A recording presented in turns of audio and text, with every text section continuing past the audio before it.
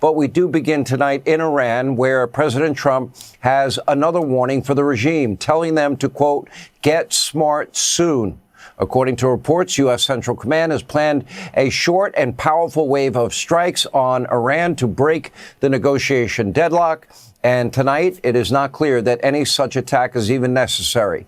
As it stands, the U.S. blockade is sending panic throughout Iran's ranks. And today, the 42nd commercial vessel was redirected after attempting to violate our blockade. Iran has no ability to import. They have no ability to export. Its economy is now in ruins. The money is gone. Basic resources are scarce. Oil is now piling up. They may have to cap their oil wells. In fact, Iran just dusted off another ancient, rusty old tanker in order to store more oil. But if you need more evidence of the blockade's success, just take a look at what Iran's leaders are now saying. They are now threatening, quote, unprecedented military action if the blockade continues. Of course, Donald Trump, he would be undeterred at the moment. Take a look. Well, the blockade is genius, okay? The blockade has been 100% foolproof. It shows how good our Navy is, I can tell you that. Nobody's going to play games. We have the greatest military in the world, and I built much of it during my first term, and we've been building it since, and the greatest anywhere in the world, nobody even close. Now, ultimately, there is only one way for Iran to lift that blockade, and it is not rocket science. Take a look.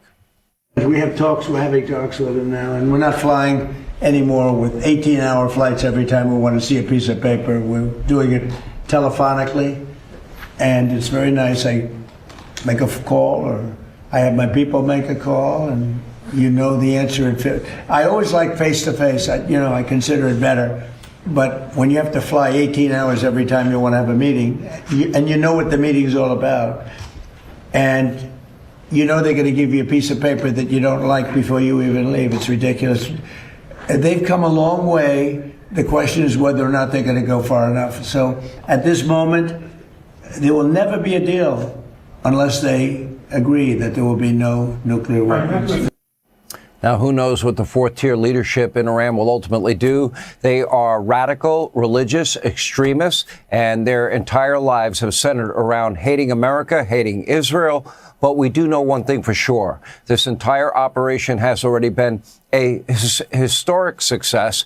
We're only 2 months in, no boots on the ground, currently no actual fighting. But if you listen to the Democrats and the legacy media mob and the isolationists, well, you would think that we were in Vietnam all over again. Today on Capitol Hill, Secretary of War Pete Hegseth forcefully responding to a lot of the smear and slander that is out there. Take a look.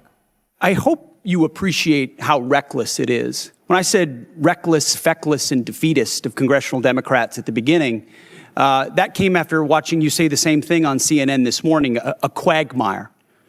My generation served in a quagmire in Iraq and Afghanistan, years and years of nebulous missions and utopian nation building that led us to nothing. What we have right now, the way you stain the troops when you tell them 2 months in, Congressman, you should know better. Shame on you. Calling this a quagmire 2 months in. The effort, what they've undertaken, what they've succeeded, the success on the battlefield that could create strategic opportunities, the courage of a president to confront a nuclear Iran, and you call it a quagmire, handing propaganda to our enemies.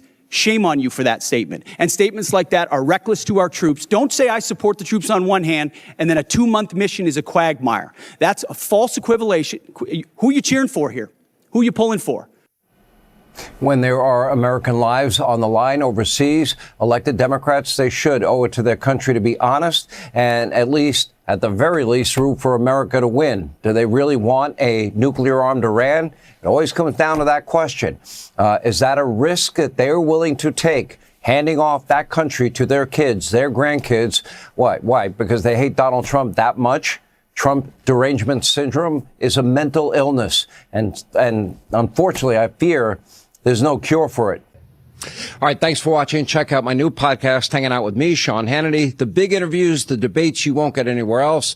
Like and subscribe for new episodes every Tuesday and Thursday.